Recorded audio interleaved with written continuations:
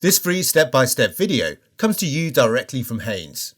You can complete more than 200 jobs on this vehicle when you purchase the complete Haynes online manual at haynes.com. Open the tailgate and prise out the plastic panel to access the rear light. Squeeze together the clips and pull the bulb holder assembly from place. Remove the relevant bulb by pressing it in and rotating it anti-clockwise a little. Align the pins of the new bulb with the slots in the holder, then press it in and rotate it clockwise a little to secure it. Press the bulb holder into the light until the clips engage. Refit the plastic panel.